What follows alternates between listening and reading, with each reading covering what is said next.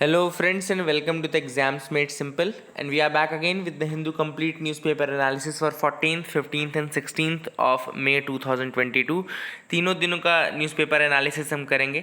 2 दिन का मैं नहीं बना पाया था video because of some reasons, I was busy in some work, so I was not able to make the videos, but today we will covering the entire newspaper for all the 3 days. ठीक है ना। Start करते हैं सबसे पहले आज के सवालों के साथ जिनके जवाब आपको देने हैं, जो कि आपको प्रीलिम्स के लिए थोड़ा सा स्ट्रांग बनाएंगे। पहला सवाल है quad plus often seen in news includes which of the following countries. इनमें से कौन सी कंट्रीज क्वाड प्लस ग्रुप में आती हैं? First is Brazil, second is Israel, third is Malaysia. आपको बताना है कि क्वाड प्लस में कौन सी कंट्रीज आती हैं। Options are 1 and 2, 2 and 3, 1 and 3 या 1, 2, 3। Question number second is Navegaon Nagzira tiger reserve was recently seen in news. आपको बताना है कि in which of the following state the tiger reserve is located. तो नवेगांव नागजीरा जो टाइगर रिजर्व है ये किस स्टेट में लोकेटेड है आपको बताना है। First option is Bihar, second is Maharashtra, third is Uttar Pradesh, fourth is Madhya Pradesh. ठीक है ना। This is question number 2। Question number 3 में आते हैं, consider the following statements regarding the Nipun Bharat mission. तो निपुण भारत मिशन के रिगार्डिंग स्टेटमेंट्स दिए हैं, आपको बताना है करेक्ट कौन से हैं। पहला कह रहा है it aims to improve the foundational literacy and numeracy of children in the age group of 3 to 9 years. दूसरा स्टेटमेंट कह रहा है it emphasises the importance of using child's mother tongue in teaching. तो आपको बताना है कि कौन से स्टेटमेंट्स इनमें से करेक्ट हैं, 1 only, 2 only, both या नन। So these are the 3 questions. एक एक करके आप अटेम्प्ट करिएगा, मुझे कमेंट सेक्शन में बताइएगा कि आपने सही आंसर किया है कि नहीं। आंसर मैं आपको बता देता हूँ। सबसे पहला सवाल था क्वाड प्लस कंट्रीज कौन कौन सी। तो क्वाड प्लस याद रखिएगा, इसमें ब्राज़ील आता है, इजराइल आता है, न्यूजीलैंड आता है, साउथ कोरिया आता है, वियतनाम आता है। ये कंट्रीज आती हैं क्वाड मेंबर्स के अलावा। कौन कौन सी? ब्राज़ील आता है, इजराइल आता है, न्यूजीलैंड आता है, साउथ कोरिया आता है, वियतनाम आता है, क्वाड मेंबर्स के अलावा। तो ये बनाता है आपका क्वाड प्लस कंट्रीज। तो अब यहाँ पे ऑप्शन अगर हम देखें तो मलेशिया नहीं आता है। Malaysia is not a member of quad plus and therefore Brazil and Israel will be the correct answer 1 and 2। Question number 2 है नवेगांव नागजीरा टाइगर रिजर्व। तो देखो नवेगांव नागजीरा, तो देखो अगर आपको कुछ भी नहीं पता था ना तो भी आप इसका आंसर कर देते। यही आपको कॉमन सेंस प्रीलिम्स के दौरान अपने दिमाग में रखना है। जैसे नवेगांव है, अब आपको पता है कि मालेगांव हो गया। मालेगांव कहाँ पर है? ये आपका महाराष्ट्र में है। इस तरीके से जो गांव वाली जो चीज़ें हैं ज़्यादातर, जैसे मालेगांव, ये गांव, वो गांव है ना, तो ये आपका ज़्यादातर महाराष्ट्र वाले रीजन्स में। तो नवेगांव नागजीरा टाइगर रिजर्व है, तो ये कहाँ पर है? महाराष्ट्र का ही आंसर करेक्ट है। तीसरा सवाल था निपुण भारत मिशन के रिगार्डिंग आपको बताना है कौन सा स्टेटमेंट सही है। पहला स्टेटमेंट बिल्कुल सही है, foundational literacy of children in the age group 3 to 9 years, बिल्कुल 3 to 9 ईयर्स के चिल्ड्रन के लिए। और it emphasises the importance of using a child's mother tongue on mother tongue in teaching. तो मदर टंग को भी प्रमोट करता है। क्लास 3 तक के बच्चों में क्या क्या चीज़ें बननी चाहिए वो भी प्रमोट करता है। क्लास 3 तक के लिए होता है निपुण भारत जो है, वो 9 साल तक के बच्चों के लिए है ना, 3 to 9। I hope you got clarity regarding these 3 questions. आगे मूव करते हैं, देखते हैं mains question of the day क्या है। सवाल है देखिए, critically examine section 124A। Critically examine section 124A। Critically examine मतलब दोनों आपको प्रोस कॉन्स और फाइनली क्या आपको लग रहा है वो आपको बताना है। So this is the mains question of the day. Easy question दिया लेकिन करंट का है, इसलिए पूछा जा सकता है यूपीएससी मेंस में। आप आंसर लिखने की कोशिश करिएगा। आगे मूव करते हैं। सबसे पहले हम 14th की न्यूज़ एनालिसिस में कुछ जो फैक्ट्स थे वो बता दूं मैं आपको, जो कि प्रीलिम्स के लिए आप मिस नहीं करिए तो ज़्यादा बेटर है। सबसे पहला फैक्ट है कि नीति आयोग ने लॉन्च किया है national data and analytics platform. याद रखेगा, ओपन पब्लिक यूज़ के लिए नीति आयोग ने लॉन्च किया है national data and analytics platform, जिसको NDAP भी बोलते हैं। ठीक है ना। ये इसको फर्टिलाइज़र मत समझ ला, नाइट्रोजनस DAP मत समझ लेना। कई लोग इसको di ammonium phosphate, nitrogenous di ammonium phosphate समझ सकते हैं, तो ऐसा मत समझना। ये नीति आयोग ने लॉन्च किया है national data and analytics platform. ठीक है ना, national data and analytics platform.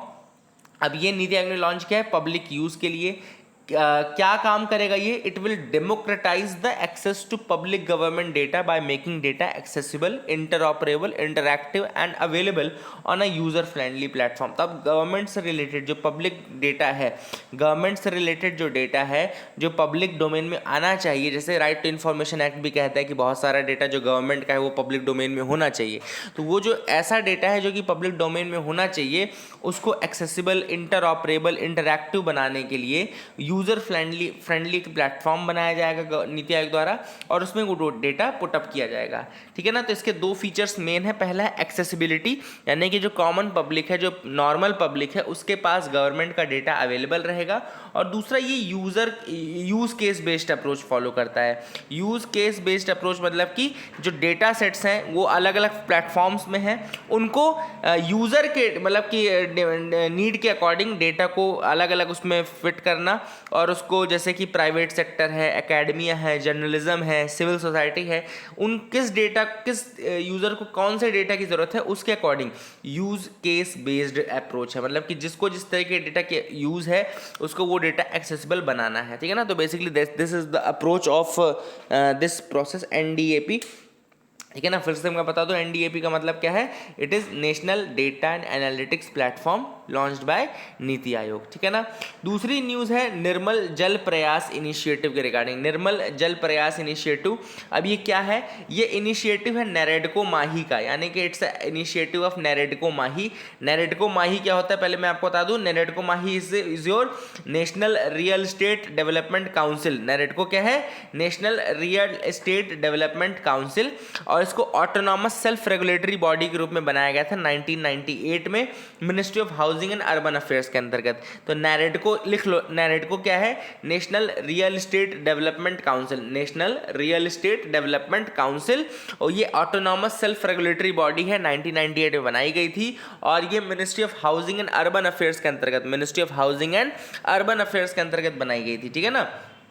Purpose क्या है? It is an apex body at the national level representing all spheres of stakeholders involved in various aspects of real estate development. तो इसका purpose क्या था बनाने का कि जितने भी stakeholders real estate segment से, रियल एस्टेट के डेवलपमेंट से रिलेटेड हैं, उनको एक प्लेटफॉर्म प्रोवाइड करना, एक एपेक्स बॉडी के रूप में उनको रिप्रेजेंट करना। ठीक है ना। यानी सारे स्टेक होल्डर्स जो कि रियल एस्टेट से रिलेटेड हैं, रियल एस्टेट के डेवलपमेंट से रिलेटेड हैं, उनको एक प्लेटफॉर्म पर रिप्रेजेंट करना नैरेडको का यही काम है। अब नैरेडको ने ही क्या स्टार्ट किया है? नैरेडको ने निर्मल जल प्रयास इनिशिएटिव स्टार्ट किया है to map the ground water. Map करना किसको? ग्राउंड वाटर को। And it is very important to save the underground water. ये हमको पता है कि अंडरग्राउंड वाटर बहुत ज़्यादा ज़रूरी है पीने के लिए, एग्रीकल्चर के लिए, हर पर्पज़ के लिए बहुत इंपॉर्टेंट है, और अंडरग्राउंड वाटर को सेव करना हमारी बहुत ज़्यादा बड़ी ज़रूरत भी है, और एक बहुत बड़ी हमारी एक रिस्पॉन्सिबिलिटी भी है ना। तो इनिशिएटिव यही है कि 500 crore litres of water per year save करना है। This initiative is there to save around 500 crore litres of water per year. 500 crore litre पानी हर साल बचाने का इनिशिएटिव है नैरेडको का। नैरेडको क्या है? National real estate development council. 1998 में ऑटोनॉमस बॉडी के रूप में स्टार्ट हुई थी, ministry of housing and urban affairs के अंतर्गत आती है। अगली न्यूज़ है मैकोलिन कन्वेंशन के रिगार्डिंग। ये मैकोलिन कन्वेंशन क्या है? Basically council of Europe convention इसको बोलते हैं, on manipulation of sports competition. ठीक है ना। Council of Europe convention, European convention का एक ये बेसिकली कन्वेंशन है, and it is regarding the manipulation of sport competition.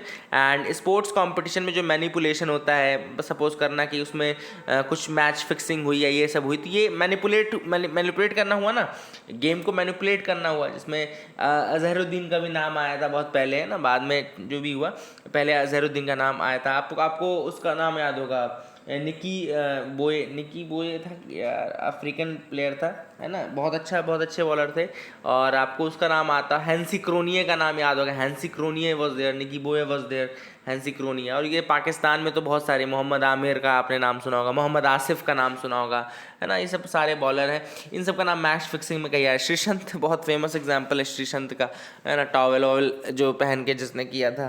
तो इस तरीके से मैच फिक्सिंग या स्पोर्ट्स का मैनिपुलेशन जो होता है, इसके रिगार्डिंग एक कन्वेंशन बना है जिसको मैकोलिन कन्वेंशन बोलते हैं। It is a multilateral treaty जो कि एम करती है to prevent, detect and punish the match fixing in sports. Sports में मैच फिक्सिंग को पकड़ना, डिटेक्ट करना और पनिश करना, it is a task of this Macolin convention. ठीक है ना।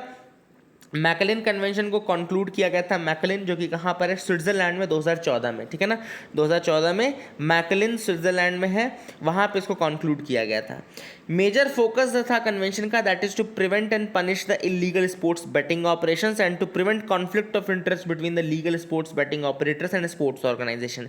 तो बेसिकली जो मेजर एम था, फोकस था, वो ये था कि जो इलीगल बेटिंग है ये सब चलता है। अब देखो बेटिंग से ही तो फिर इन्होंने स्टार्ट करते हैं, फिर ये लोग बाद में ये आपका फिक्सिंग और ऑल है ना, फिक्सिंग का भी स्टार्ट होती है, पहले बेटिंग होती है, फिर ये होता है, फिर उसके बाद ही ये तो ये स्टार्ट होता है सब कुछ। तो that is how it goes, and इसको प्रिवेंट करने के लिए मैकलिन कन्वेंशन लाया गया था।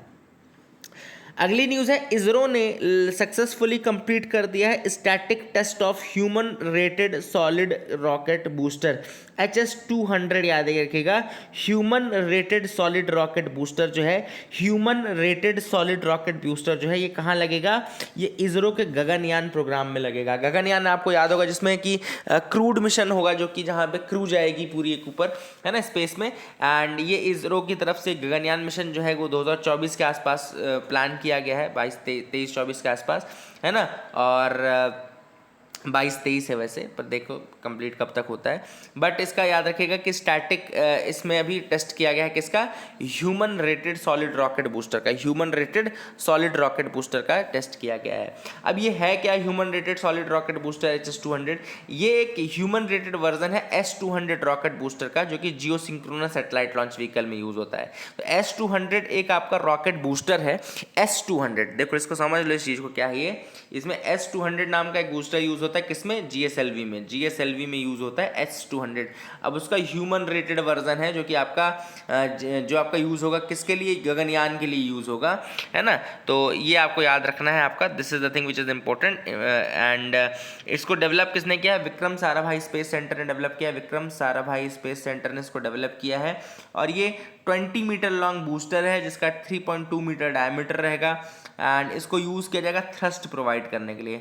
जो रॉकेट है उसको बूस्ट या थ्रस्ट प्रोवाइड करने के लिए बेसिकली इसका यूज़ किया जाएगा, ठीक है ना। And it is the world second largest operational booster using solid propellant. तो सॉलिड प्रोपेलेंट का यूज़ करने के बाद ये वर्ल्ड का सेकंड लार्जेस्ट ऑपरेशनल बूस्टर बन गया है, second largest operational booster using solid propellant. याद रखिएगा, गगनयान मिशन में इसका काम क्या है, thrust for the lift off. जो लिफ्ट ऑफ है, यानी कि जो जब ऊपर जाता है ये आपका कैरियर ऊपर जाता है, रॉकेट ऊपर जाता है, तो इसको लिफ्ट ऑफ यानी कि थ्रस्ट प्रोवाइड करने के लिए बेसिकली ये बूस्टर का यूज़ किया जाएगा, HS-200 का यूज़ किया जाएगा, ठीक है ना। That is the thing which is important. आगे मूव करते हैं, कार्बन डेटिंग ने भी तमिलनाडु में एक्सकेवेट किए हैं evidence of iron being used in India back to 40-100 years ago. तो अभी यहाँ पे कार्बन डेटिंग की गई है, कहाँ पे, तमिलनाडु में कार्बन डेटिंग की गई है, जहाँ पे ये पता चला है कि इंडिया में जो आपका इंडिया में जो आयरन है वो 40-100 ईयर्स पहले भी यूज़ होता था। 40-100 ईयर्स एगो भी आयरन इंडिया में यूज़ होता था। एंड रिसर्चर्स ने एक्सकेवेट किए हैं। अभी कहाँ की साइट है, इट इज़ बेसिकली तमिलनाडु में कृष्णगिरी नाम की एक साइट है, कृष्णगिरी नाम की साइट है, जहाँ पे रिसर्चर्स ने डिस्कवर की हैं iron items from this site. And carbon dating ने पता किया कि लगभग 4200 साल पुराना है, 40-100 ईयर्स अगो यहाँ पर आयरन यूज़ होता था। तो एक बड़ा एविडेंस है आयरन की। देखो हमारे यहाँ जो आयरन एज है वो थोड़ा सा बाद की मानते हैं ना, हमारे यहाँ मानते हैं कि महाजनपद टाइम में, और आपके यहाँ पे आयरन का जो प्रेवेलेंस है वो ज़्यादा होता है। लेकिन ये 40-100 ईयर्स अगो की इसकी डिस्कवरी जो है तमिलनाडु के रीजन में, कृष्णगिरी रीजन स्पेशली, काफ़ी चीज़ें नई खोल देता है। लेट्स सी कि आगे इस पर और क्या रिसर्च होती है और क्या फाइनली एविडेंस आते हैं। अब एक बहुत इंपॉर्टेंट न्यूज़ फ्रंट पेज से, फ्रंट और स्पोर्ट्स दोनों पेज से, इंडिया ने इस बार थॉमस कप जीत लिया है and this is the maiden trophy, मतलब पहली ट्रॉफी है थॉमस कप, जो कि बैडमिंटन के केस में होता है ना, बैडमिंटन के लिए होता है Thomas cup. And India has defeated Indonesia in the finals. Indonesia पिछले तीन चार बार की लगातार नंबर 1 रही थी, एंड इंडिया का मेडन सक्सेस है for in this prestigious tournament Thomas Cup में। India has won the trophy for 2022। याद रखिए कि 2022 में हमने थॉमस कप जीत लिया है, एंड मेंस की टीम थी जिसने जीता है, तो that's a good news, okay, है ना। और काफ़ी इनकरेजिंग है for the sports in India and specially these. मैं चाहता हूँ फुटबॉल में भी कुछ हम ऐसा करें। Finland confirms the bid to join NATO. अब फिनलैंड ने कन्फर्म कर दिया कि वो नेटो ज्वाइन करना चाहता है ना, that is the thing which is important. And Sweden भी सपोर्ट मांग रहा है basically to join the NATO only. तो नेटो के बारे में तो आप सबको पता है ना, नेटो के बारे में फिर से फैक्ट्स रिवाइज करा दूँ। नेटो आपका 1949 में बना था, है ना, वाशिंगटन ट्रीटी के थ्रू बनता है, और अभी इसमें 30 मेंबर हैं। Currently it has 30 members, that is another thing which is important. और नेटो याद रखिएगा ओपन डोर पॉलिसी फॉलो करता है, ओपन डोर पॉलिसी, है ना, जो भी दरवाजा खटखटाए उसको बुलाने का है। और इसका एक सेक्शन 5 है, नेटो ट्रीटी का सेक्शन 5 है, जो कि कहता है कि अगर एक नेटो मेंबर पे आप अटैक करते हैं तो that is considered attack on the entire NATO, है ना, तो पूरे नेटो के ऊपर अटैक माना जाता है। तो these are some of the facts regarding NATO. I hope you will remember that, and इसको याद रखिएगा सारे फैक्ट्स को, ठीक है। आगे मूव करते हैं, देखते हैं और क्या इंपॉर्टेंट न्यूज़ आर्टिकल्स है जिनके बारे में हमको डिस्कस करना है। तो you can move ahead with me, है ना। फिर इसके बाद हम थोड़ा बहुत और देखेंगे, 15 कल का न्यूज़पेपर भी देखना है, आज का पेपर पहले हम कंप्लीट कर लेते हैं, है ना। आगे मूव करते हैं, देखते हैं और क्या इंपॉर्टेंट है। तो यू कैन मूव अहेड। यहाँ पे तो ऐसी कोई खास न्यूज़ नहीं दिख रही है।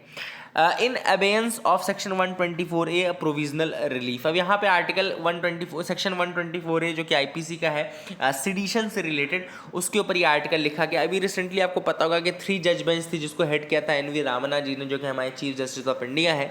उन्होंने ये कहा कि अभी for the time being government जब तक सेक्शन 124A का रिलेवेंस देख लेती है, मतलब सेक्शन 124A को दोबारा से रिव्यू करना है गवर्नमेंट को, ठीक है ना, जब तक ये काम नहीं होता था तब तक सिडिशन को उन्होंने एबियंस में रखा है। कहा कि इसके ना कोई केसेस नए रजिस्टर होंगे, ना ही पुराने केसेस पे भी ट्रायल होगा, प्लस जो पेंडिंग केसेस हैं उन पे बेल मिलेगी, ऑब्वियस सी बात है। तो that's a good thing, provisional relief तो एटलीस्ट मिला। अब यहाँ पे ऑथर ने बात की सेक्शन 124A की, जिसको कि रिव्यू करने की ज़रूरत है और जिसको चेंज करने की ज़रूरत है। तो सबसे पहले ऑथर ने बात की कि जो सेक्शन 124A है वो हाईली वेग है। ऑथर ने कैसे बोला कि भैया वेग है, तो अगर आपको अभी इसको आपको याद हो, जो इसका वर्डिंग है, यानी कि सिडिशन का जो वर्डिंग है, उसमें एक वर्ड यूज होता है disaffection against the government, disaffection against the government. अब ऑथर ने सबसे जो पॉइंट्स बता रहा हूँ इन लिखते जाओ ना, यही सब पॉइंट्स आप यूज़ करना। देखो वहाँ पे फिर आप नहीं तो उल्टा सीधा पॉइंट यूज़ करोगे और बहुत ही सिंपलिस्टिक पॉइंट्स यूज़ करोगे तो उसमें मज़ा नहीं आएगा। जैसे गवर्नमेंट के अगेंस्ट डिसअफेक्शन क्रिएट करना, ये वर्ड लिखा गया। अब ये आप देखो कितना वेग वर्ड है। अगर किसी भी लॉ में जो कि आपका नॉन बिलेबल ऐसा ऑफेंस है, नॉन बिलेबल ऑफेंस है, उस केस में आप ऐसे टर्म्स यूज़ कर रहे हो जिसको बहुत ही वेग तरीके से यूज़ किया जाए और जिसका बहुत ज़्यादा मिसयूज़ हो सके, तो वो गलत होता है। तो यही चीज़ ऑथर ने कही कि हाईली ये सबसे पहली चीज़, जिस लॉ की लैंग्वेज जो थी वो बहुत ही ज़्यादा गलत है और बहुत ज़्यादा वेग है, बहुत ज़्यादा ओपन स्पेस दे देता है पुलिस फोर्सेस को कि उसका मिसयूज़ कर सकें। तो that is the thing which the author says कि ये एक गड़बड़ चीज़ हुई थी यहाँ पे, है ना। फिर इसके बाद ऑथर ने दूसरी चीज़ ये बोली कि देखो बहुत सारे, अगर आपको देखो जो कमिटीज़ हैं, जो रिकमेंडेशंस हैं, उन्होंने कहा था कि इसको आप हटा दें। इसमें ऑथर ने KM मुंशी का एग्जाम्पल दिया है। KM मुंशी ने बहुत पहले जब कॉन्स्टिट्यूशनल डिबेट्स चल रही थी तो KM मुंशी जी ने आर्ग्यू किया था कि ये जो सिडिशन वर्ड है, इस वर्ड को नहीं रखना चाहिए, ये रिस्ट्रिक्शन होता है स्पीच के ऊपर, एंड अगर आप इसको रखते हैं दैट विल बी कि हम कॉलोनियल एरा को परपिचुएट कर रहे हैं। कुल मिलाकर KM मुंशी जी ने कहा था कि जो सिडिशन है इसको आपको नहीं रखना है। अगर हम इसको रखते हैं तो इसको मतलब कि हम जो मोहनदास करमचंद गांधी या बाल गंगाधर तिलक के अगेंस्ट किया गया उसको हम परपिचुएट कर रहे हैं ना, वी आर परपिचुएटिंग सेक्शन 124A। और KM मुंशी जी के जो अमेंडमेंट्स थे उनको बहुत ज़्यादा तवज्जो दी नहीं गई, फिर उसको उनको लिया नहीं गया, है ना। फिर इसके बाद हुआ क्या, 1950s के टाइम पे 2 हाई कोर्ट्स ऐसे थे जिन्होंने 124A को स्ट्रक डाउन भी कर दिया। 124A को स्ट्रक डाउन किया 2 हाई कोर्ट्स ने इन 1950s। लेकिन 1962 में दोबारा से एक केस आता है जिसका नाम है Kedarnath Singh versus state of Bihar case. Kedarnath Singh versus state of Bihar case में जो 5 जज बेंच थी उसने दोबारा से सिडिशन को अपहेल्ड कर दिया, कहा कि नहीं ये ज़रूरी है, सिडिशन सही है, लेकिन हाँ उसकी वर्डिंग्स में उन्होंने टर्म ऐड किया वायलेंस। एंड उन्होंने कहा कि भैया अगर आपकी बातों से वायलेंस होता है या वायलेंस को आप प्रमोट करते हो तब सिडिशन लगेगा, लेकिन उसके मतलब उसके अलावा नहीं। लेकिन सिडिशन में आपने वायलेंस वर्ड तो यूज़ कर दिया, लेकिन आपने जो बाकी की चीज़ें थी जैसे कि acts involving intention to create disorder, है ना, disturbance of law and order, यानी कि इसके अलावा जो डिसअफेक्शन टुवर्ड्स द गवर्नमेंट है ना, डिसअफेक्शन टुवर्ड्स द गवर्नमेंट, ये सब वर्ड्स आपने जो वेग थे वो नहीं हटाए। डिसअफेक्शन टुवर्ड्स द गवर्नमेंट, है ना, they are fundamentally vague. And they should not have any place in the penal statute. इस तरीके के वेग वर्ड्स का तो पीनल स्टैट्यूट में कोई काम ही नहीं है, क्योंकि अगर ऐसे वर्ड्स रहेंगे तो लॉ को तो मैं जैसे चाहूँ वैसे ट्विस्ट कर सकता हूँ कि भैया आपने डिसअफेक्शन क्रिएट किया है ना। और ऑथर ने कहा कि देखो जब इस तरीके की चीज़ें होती तो इसका फ्रीडम ऑफ स्पीच पे चिलिंग इफेक्ट होता है, और फ्रीडम ऑफ स्पीच पे चिलिंग इफेक्ट मतलब कि your right to expression is taken off, है ना, आप एक्सप्रेस नहीं कर पाओगे, राइट टू एक्सप्रेस जो है आपका वो ले लिया गया। तो freedom of speech and expression जो है वो आपका छीन लिया जाता है, आर्टिकल 19 छिन जाता है जब आपके ऊपर सेडिशन या इस तरीके का प्रेशर हो, है ना। So these are the things which are there. अब ऑथर ने कहा कि अभी अब टाइम आ गया है कि दोबारा इसको देखा जाए, इसको रीथिंक किया जाए, है ना, और इसको बेसिकली रिमूव किया जाए, रिपील किया जाए। ऑथर ने ये भी कहा है कि ये नॉन बेलेबल होता है। नॉन बेलेबल मतलब कि सबसे बुरी बात ये थी कि नॉन बेलेबल था, मतलब कि इसके लिए देखो नॉन बेलेबल का मतलब ये नहीं होता कि बेल कभी नहीं मिलेगी। नॉन बेलेबल का मतलब है कि जो आपका आईओ होता है, यानी कि इन्वेस्टिगेटिंग ऑफिसर होता है, यानी कि जो पुलिस थाना इंचार्ज होता है, ये वहाँ पे बेल नहीं दे सकते आपको बेल लेनी है अगर तो आपको जुडिशियली बेल लेनी पड़ेगी, यानी कि आपको कोर्ट में अप्लाई करना पड़ेगा, अपील करनी पड़ेगी, उसके बाद आपको बेल कोर्ट के बेसिस पे दी जाएगी, ठीक है ना। तो ऑथर ने यही कहा कि के एम मुंशी जी की बात अगर हम मानते तो के एम मुंशी जी ने कहा था कि जो क्रिटिसिज्म ऑफ द गवर्नमेंट है वो सबसे इंपॉर्टेंट है, वो सोल है कॉन्स्टिट्यूशन की, it is the essence of democracy. मतलब कि जो गवर्नमेंट के अगेंस्ट अपोजिशन है, गवर्नमेंट का जो क्रिटिसिज्म है वो तो एसेंस है डेमोक्रेसी का। ऐसे में सेडिशन जैसे लॉ लाना ये उसकी स्पिरिट को डिसरिगार्ड करता है, ये उसको क्रिमिनलाइज करना उसको एक तरीके से कोई मतलब नहीं रह जाता फिर freedom of speech and expression का। तो ये सारी चीज़ें के एम मुंशी जी ने कही थी, उस चीज़ को हमको दोबारा सोचने की ज़रूरत है। The Delhi high court split verdict need to be resolve. अब ये तो आपको वैसे मैंने बताया काफ़ी मैरिटल रेप के ऊपर ही, अगेन ये आर्टिकल है मैरिटल रेप के ऊपर। अभी रिसेंटली 2 जजेस थे जिन्होंने जजमेंट दिया, जिनका स्प्लिट वर्डिक्ट आया। उसमें से एक जज थे राजीव शकधर जी। राजीव शकधर जी ने तो इसको कहा कि जो मैरिज हो या ना हो, रेप होता है, मैरिज इज़ देयर और नॉट इट डजेंट मैटर। उन्होंने ये कहा कि रेप का मतलब क्या है, रेप का मतलब है कि फोर्सफुल, आपको सेक्सुअली फोर्सफुल किया, फोर्स यूज़ किया जाए, एंड इसके अलावा आपकी कंसेंट ना रहे। 2 चीज़ होती है रेप में, है ना, एक तो सेक्सुअल इंटरकोर्स, सेक्सुअल आपका जो अब्यूज़ है वो, प्लस आपका कंसेंट नहीं रहता। तो these are the 2 important ingredients and which are there. And ये सारी चीज़ें अगर चाहे मैरिड लाइफ में है चाहे अनमैरिड, दोनों लाइफ में है, वो रेप को ही इक्विवेलेंट होती है। तो ऐसा उन्होंने राजीव शकधर जी ने कहा, इसलिए ऐसा कोई एक्सेप्शन नहीं होना चाहिए where a person is married, है ना। दूसरा उन्होंने एक रीजनिंग दिया कि आर्टिकल 14 जो है वो इक्वालिटी बोलता है, तो मैरिड और अनमैरिड को आप डिस्क्रिमिनेट नहीं कर सकते, दोनों चीज़ें इंपॉर्टेंट है। तो आर्टिकल 14 का जिक्र दे करके उन्होंने राइट डिस्क्रिमिनेशन वाली बात कही है, और दूसरा इन्होंने ये कहा है। इसके बाद मैं आपको तो जस्टिस सी हरिशंकर का ये कहना है कि जो इंस्टीट्यूशन ऑफ मैरिज है उसका भी अपना कोई महत्व होगा, तभी तो इतने दिनों से चली आ रही है, तो उसका महत्व फिर खत्म हो जाएगा अगर आप इस तरीके की चीज़ें करेंगे, तो the institution of marriage will lose its relevance. Author का ये कहना है कि जस्टिस सी हरिशंकर ने ऐसा कोई रीज़न नहीं दिया है कि क्यों ये इंस्टीट्यूशन ऑफ मैरिज डिस्ट्रॉय हो जाएगा। दूसरा उन्होंने ये भी कहा कि जिन कंट्रीज में मैरिटल रेप है वहाँ पे ऐसा नहीं कुछ हुआ है कि मैरिज का जो इंस्टीट्यूशन है वो फेल हो गया है। इसके बाद श्री हरिशंकर जी ने ये भी कहा था इसमें कि जो एविडेंस है, evidence will be very difficult to gather in this, and दूसरी चीज़ की जो फेक या रॉन्ग केसेस हैं वो बहुत ज़्यादा आते हैं। फेक और रॉन्ग केसेस जो हैं उनके नंबर्स और ज़्यादा बढ़ जाएंगे, क्योंकि आप इसमें प्रूफ नहीं कर सकते। अगर सपोज करो मतलब ये आप प्रूफ नहीं कर सकते ना, आपके पास एविडेंस ऐसा नहीं रहेगा, है ना। आपको बाकी जो नॉर्मल रेप में एविडेंस होता है डीएनए का, ये सारी चीज़ें, वो यहाँ पे एप्लीकेबल रहेगा नहीं, है ना, क्योंकि ये तो ऑलरेडी मैरिड है ना। और ये ऐसा नहीं होगा कि पहली बार सेक्शुअल इंटरकोर्स किया तो कोई मैरिटल रेप लगा देगा, वो ऑलरेडी 2, 3 साल 4 साल होने के बाद हो सकता है लगे, है ना। तो that is how there will not be an evidence and all, so that is a thing. अब लेकिन ऑथर का ये कहना है कि जो स्प्लिट वर्डिक्ट आया है ये एक लीगल स्टेलमेट है जिसको रिजॉल्व करना बहुत ज़्यादा ज़रूरी है ना। अब पार्लियामेंट इसको रिजॉल्व कर ले तो और ज़्यादा बेहतर है। ऑथर का कहना है कि पार्लियामेंट अगर इसको रिजॉल्व कर ले तो फिर और ज़्यादा बेहतर रहेगा। आगे मूव करते हैं द इम्पोर्टेंस ऑफ लुम्बिनी। अब यहाँ पर आप सबको पता है कि प्राइम मिनिस्टर मोदी ने हमारे विजिट किया है लुम्बिनी को। बहुत ही एक तरीके से पॉलिटिकल विजिट है, ऑथर का कहना है पॉलिटिकल विजिट है, क्योंकि वहाँ पे चुनाव स्टार्ट हो गए हैं, इलेक्शन स्टार्ट हो गए हैं। ऑब्वियस सी बात है, हम चाहते नहीं हैं कि जो चाइना का इन्फ्लुएंस है वो नेपाल के ऊपर ज़्यादा पड़े, है ना। और एक तरीके से ये एक्सेप्टेंस भी है कि नेपाल के लुम्बिनी में ही जन्म हुआ था सिद्धार्था का, यानी कि जो गौतम बुद्ध थे उनका जन्म जो हुआ सिद्धार्था के रूप में वो लुम्बिनी में हुआ, यानी कि नेपाल में हुआ। एक तरीके से इसका एक्सेप्टेंस भी है ये, और नेपाल इसको लेकर के काफ़ी सेंसिटिव भी रहता है। तो लुम्बिनी काफ़ी इंपॉर्टेंट है। इसका इंपॉर्टेंट स्ट्रैटेजिक इंपॉर्टेंस ऑब्वियस सी बात है, क्योंकि चाइना देखो, अगर आपने देखा हो तो चाइना जो है वो बुद्धिज़्म को बहुत ज़्यादा भजा रहा है, अपने बेनिफिट के लिए उसको काफ़ी ज़्यादा भजा रहा है। और उसको क्या कर रहा है, नेपाल को वो कर रहा है, नेपाल के पास जा रहा है, बार बार वहाँ पे बुद्धिस्ट सेंटर खोलने की बात कहता है, पूजा करता है ना, ये सारी चीज़ें हैं। तो ऑथर ने कहा ऑब्वियस सी बात है, अगर यही सब चीज़ें करनी तो आप भी करो ना, why are you lacking behind in that. And वही चीज़ हमारे प्राइम मिनिस्टर कर रहे हैं, दैट्स अ गुड थिंग।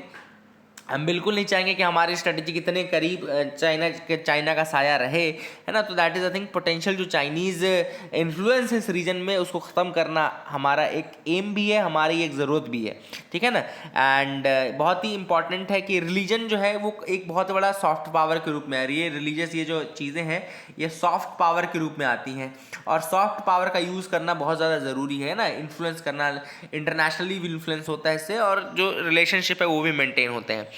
अब इंडिया जो है, इंडिया भी अपने आप में एक साइट बहुत इंपॉर्टेंट, बोधगया आपको पता होगा, जहाँ पे इनलाइटनमेंट मिला है ना, बिहार में है बोधगया।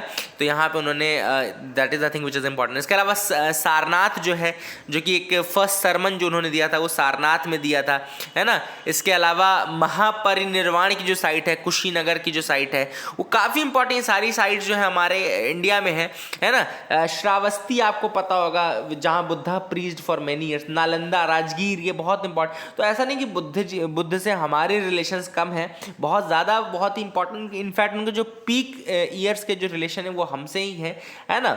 अब ऐसे में हमको लुम्बिनी को अपने साथ लेते लेते और ज़्यादा काम करने की ज़रूरत है। ऑथर ने यहाँ पे बात की काफ़ी चीज़ों की कि जो पहली एक फैक्ट लिख लो, देखो लिखा है द फर्स्ट फॉरेन मोनेस्ट्री, जो पहली फॉरेन मोनेस्ट्री लुम्बिनी में बनाई गई थी वो थाई हुएन द्यू नाम के एक वियतनामीज़ मॉन्क ने बनाई थी। वियतनामीज़ मॉन्क थे थाई ह्यूएन द्यू, ठीक है ना।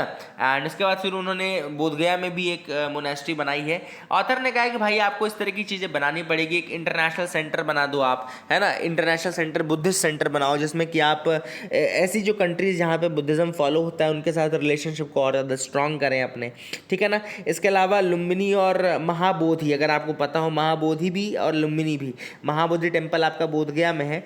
ये दोनों ही यूनेस्को वर्ल्ड हेरिटेज साइट्स हैं, है ना। ये दोनों वर्ल्ड हेरिटेज साइट्स हैं यूनेस्को की, और जैसे काशी हिंदूज़ के लिए है वैसे ही आपकी ये साइट है for the Buddhist and all. And इसके अलावा ऑथर ने ये भी कहा कि आपने तो बहुत पहले डिक्लेयर कर दिया था कि आप बुद्धिस्ट सर्किट एक डेवलप करने वाले हैं। एक्चुअली इंडियन गवर्नमेंट ने अभी सर्किट्स था ना, वो कौन सी स्कीम है जिसमें कि स्वदेश दर्शन आई थी, स्वदेश दर्शन स्कीम है जिसमें अलग अलग सर्किट्स बनाए जाएंगे ना। तो स्वदेश दर्शन स्कीम के अंतर्गत एक आपका बुद्धिस्ट सर्किट भी डेवलप करने की बात की गई थी। तो अभी तक लेकिन वो अच्छा डेवलप नहीं हुआ है। तो ऑथर ने कहा कि उस सर्किट में आपको लुम्बिनी को इंक्लूड करते करते आपको कुछ बनाना चाहिए और उसको बहुत जल्दी आपको प्रमोट करना चाहिए। तो these are the things which have been mentioned in this article. I hope you got clarity regarding that. आपको समझ में आ गया होगा। आगे देखते हैं इंपॉर्टेंट क्या है। PM to launch Buddhist centre work, यहाँ पे लुम्बिनी में लॉन्च करने वाले हैं प्राइम मिनिस्टर, जिसको India International Centre for Buddhist Culture and Heritage बोलते हैं, है ना। यहाँ पे लुम्बिनी नेपाल में विजिट कर रहे हैं, वहाँ पे लॉन्च होगा India International Centre for Buddhist Culture and heritage, India International Centre for Buddhist Culture and heritage. And this is the thing which is important. वही चीज़ है जो मैंने आपको बताया, बुद्ध पूर्णिमा, बुद्ध जयंती है, तो उसके इस केस के लिए किया जाएगा। Only one state can decide on remission. अब यहाँ पे इंपॉर्टेंट चीज़ है रिमिशन, यानी कि परिहार। देखो क्या होता है, जैसे बंदी, मैं आपको एक बहुत इंपॉर्टेंट चीज़ बता रहा हूँ। जैसे कोई भी प्रिजनर जब जेल गया, मतलब जुडिशियल कस्टडी में गया, सपोज कर उसको मिला आजीवन कारावास, ठीक है ना, आजीवन कारावास। अब मान लो इसी 302 की धारा में गया था, आजीवन कारावास मिला, मतलब कि लगभग आजीवन कारावास आपके लिए क्या होगा, आपको लग रहा होगा कि लाइफ इम्प्रिजनमेंट है, लाइफ इम्प्रिजनमेंट है, मतलब पूरी ज़िंदगी रहेगा, लेकिन ऐसा होता नहीं है। जो जुडिशियल जो लैंग्वेज है उसमें जो आजीवन कारावास है वो 20 साल का माना जाता है, 20 ईयर्स का, और 20 ईयर्स में फिर ये सज़ा जो भुगतनी पड़ती है वो केवल 14 साल भुगतनी पड़ती है। 6 साल के जो है वो माफ़ी मिल जाती है। क्या होता है, जो प्रिजनर का गुड कंडक्ट होता है, प्रिजनर का एक रजिस्टर बनता है जिसको बोलते हैं GCR रजिस्टर, क्या बोलते हैं, गुड कंडक्ट रजिस्टर बनता है। गुड कंडक्ट रजिस्टर में अगर बंदी अच्छे से रह रहा है अंदर और सारे काम कर रहा है जो उसको दिए जा रहे हैं, तो उसको माफ़ी मिलती है। माफ़ी मिलती रहती है मतलब उसको हर महीने उसकी सज़ा में से 4-5 दिन कम हो जाएंगे, 4-5-6 दिन कम होते जाएंगे। तो जैसे जैसे ऐसा, तो पूरे 14 साल, जो अगर 20 साल की सज़ा मानी जाए तो 20 साल की सज़ा में लगभग 6 साल की उसको माफ़ी मिल जाती है, 6 साल की उसको माफ़ी मिल जाती है।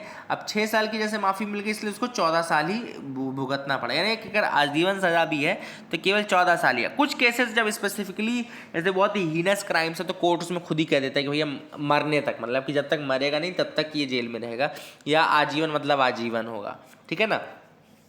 तो यहाँ पे ये जो 6 साल का मैं आपको बता रहा था, ये माफ़ी मिलती है, जो गुड कंडक्ट है, ये रिमिशन कहलाता है, इसको रिमिशन बोलते हैं। अब ये रिमिशन जो होता है वो स्टेट गवर्नमेंट के रूल्स के अकॉर्डिंग होता है। तो यहाँ पे वही चीज़ कोर्ट ने कही है। देखो कई केस ऐसे होंगे जहाँ पे केस स्टार्ट हुआ गुजरात में या महाराष्ट्र में, जो एक्ट हुआ वो गुजरात और महाराष्ट्र में हुआ। मान लो कुछ दिनों बाद ये केस ट्रांसफ़र हो गया किसी और कोर्ट में, मध्य प्रदेश की कोर्ट में ट्रांसफ़र हो गया, तो ऑथर यहाँ पे सुप्रीम कोर्ट ने कहा है कि जो रिमिशन के रूल्स हैं वो इनिशिएटिंग कोर्ट के ही लगेंगे, जहाँ पे कांड हुआ था, ठीक है ना कि वहाँ जहाँ पे केस ट्रांसफ़र किया गया है बाद में, बल्कि वहाँ पे जहाँ पे कांड हुआ था, ठीक है ना। तो यहाँ पे बेंच है जस्टिस अजय रस्तोगी विक्रम नाथ की, जिन्होंने कहा है section 432(7) of CRPC 1973, there cannot be a concurrent jurisdiction of two state governments on the issue of remission। दो स्टेट गवर्नमेंट्स का concurrent jurisdiction किसी remission की प्रोसेस पे नहीं हो सकता है।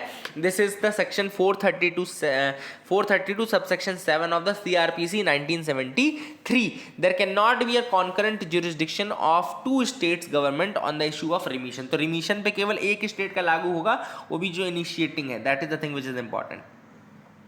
देवशयनम पिल्लई डिक्लेयर्ड सेंट। अब यहाँ पे Devasahayam Pillai is the first Indian layman to be canonised. Canonised का मतलब क्या होता है, देखो ये जो कैनोनाइज्ड वर्ड लिखा है, ये मरने के बाद जब सेंटहुड प्रोवाइड की जाती है, मरने के बाद सेंटहुड जो प्रोवाइड की जाती है उसको बोलते हैं कैनोनाइजेशन।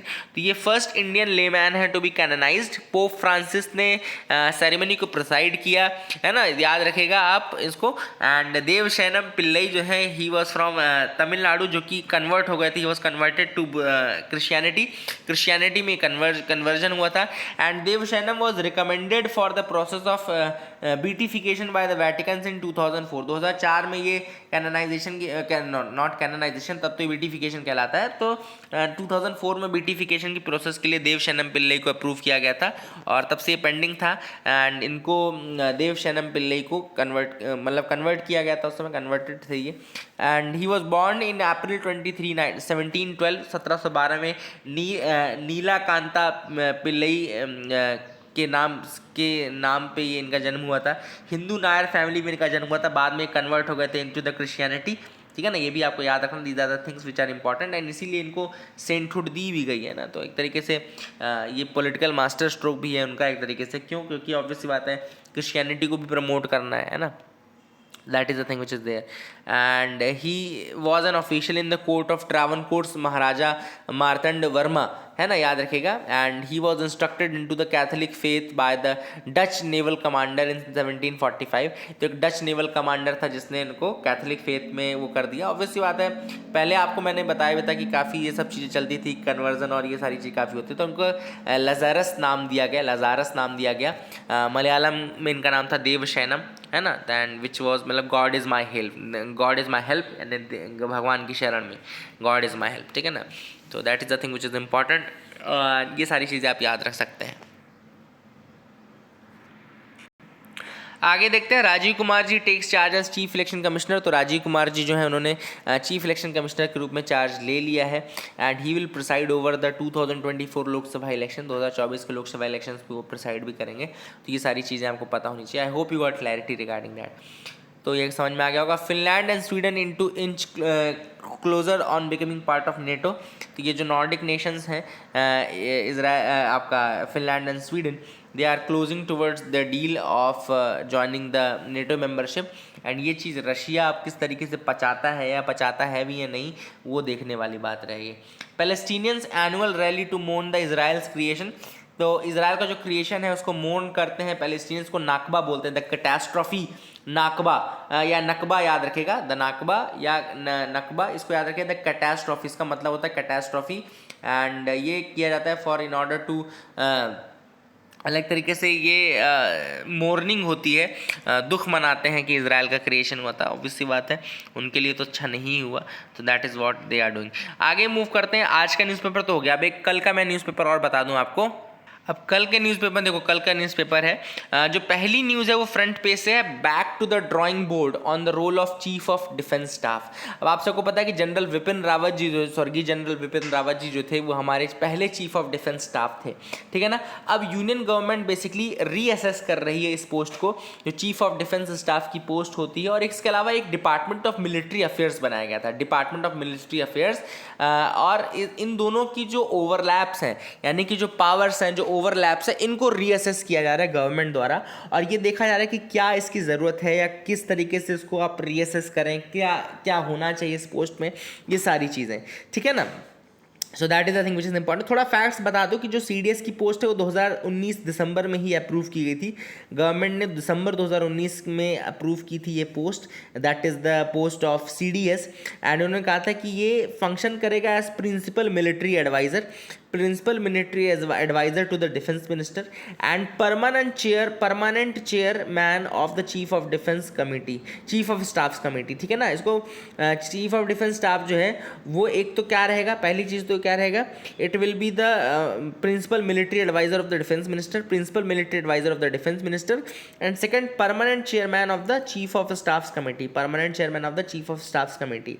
इसके अलावा डिपार्टमेंट ऑफ मिलिट्री अफेयर्स भी क्रिएट किया गया था as the 5th department in the ministry of defence, जिसमें CDS functioning as its secretary. तो डिपार्टमेंट ऑफ मिलिट्री अफेयर्स का जो सेक्रेटरी था वो CDS ही था, ठीक है ना। तो ये फैक्ट्स आप याद रखिएगा, दिसंबर 2019 के फैक्ट्स हैं, क्या क्या किस एम से क्रिएट किया गया।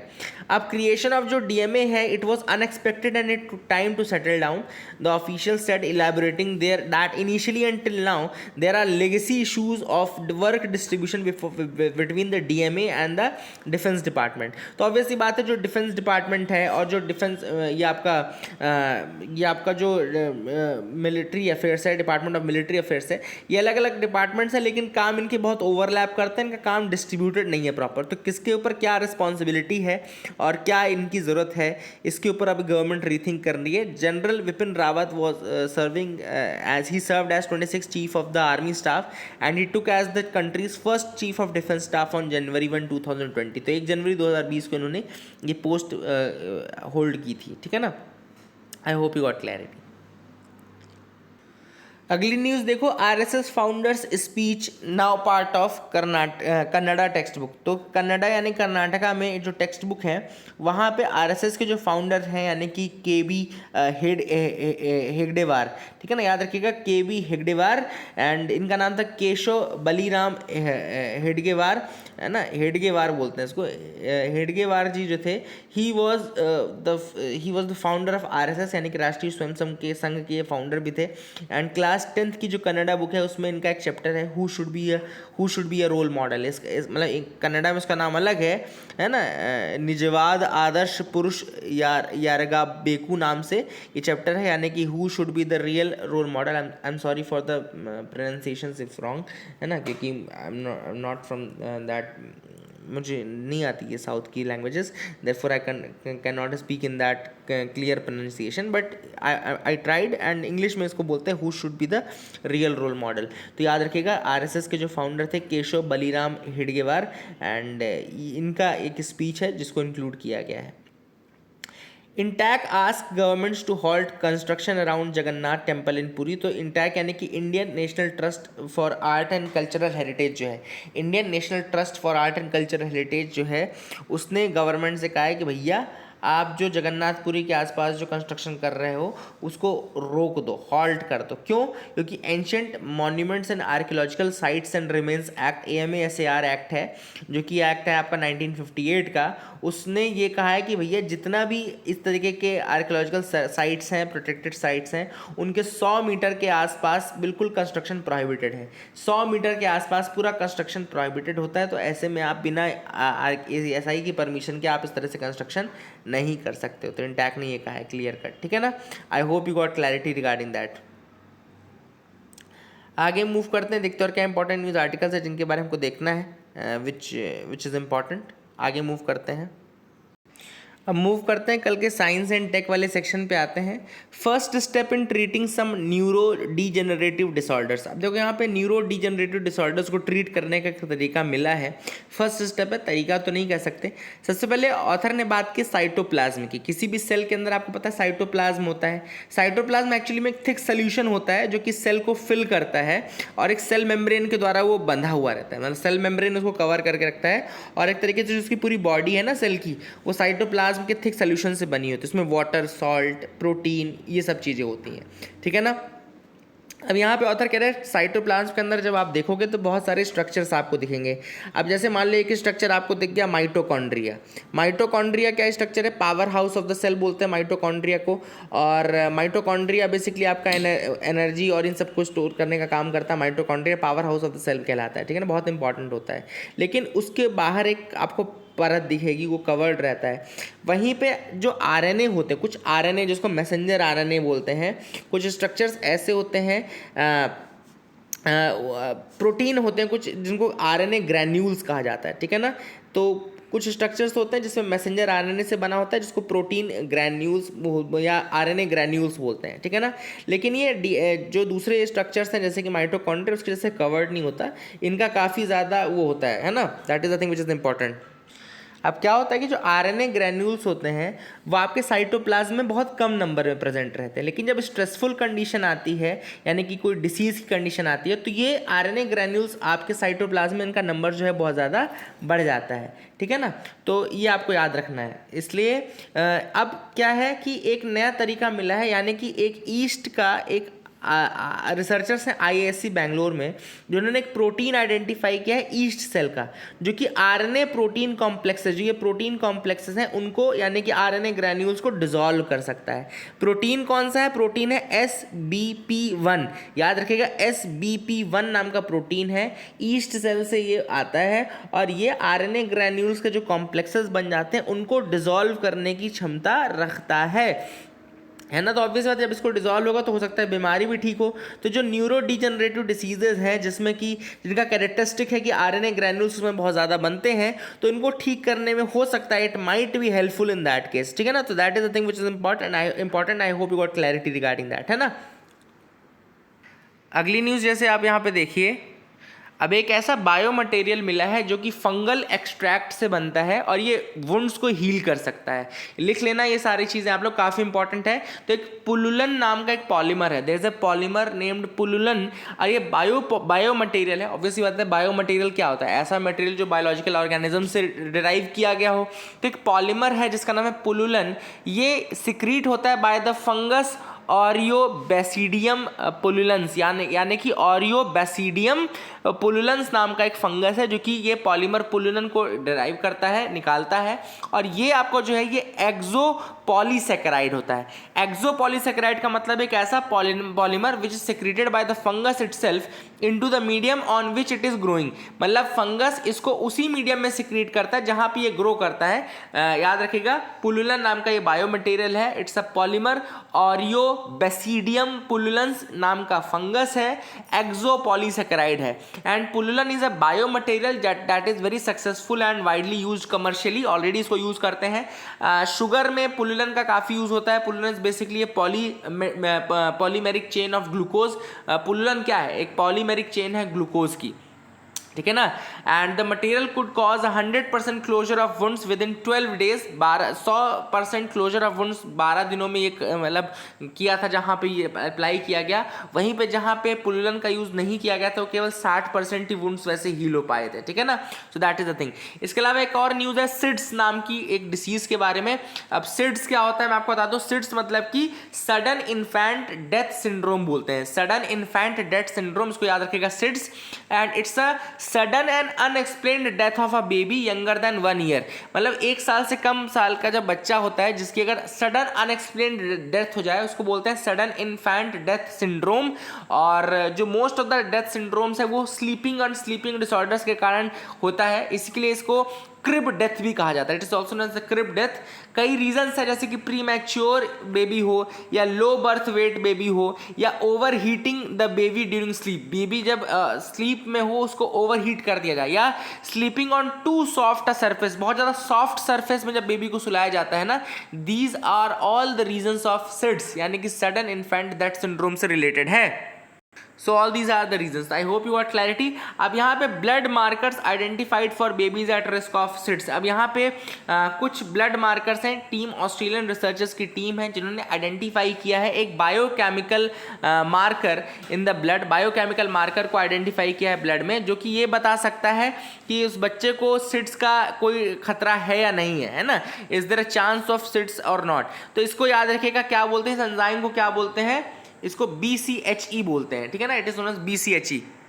तो रिसर्चर्स को क्या मिला कि जिन भी बेबीज की डेथ सिड्स के कारण हुई थी वो सभी के अंदर BCHE यानी कि जो आपका ये ब्यूटाइरिल कोलिनस्टेरेस है, BCHE जिसको हम बोलते हैं ब्यूटाइरिल कोलिनस्टेरेस जो है ये कम था, है ना, शॉर्टली आफ्टर देयर बर्थ। मतलब कि जिसके में भी कम मात्रा में एक तरीके से मार्कर है जिसकी कमी से आप देख सकते हैं कि सिड्स का खतरा है कि नहीं है। तो BCHE plays a very important role in the brains, जो बेबी का जो ब्रेन होता है वहाँ पे काफ़ी इंपॉर्टेंट रोल प्ले करता है BCHE।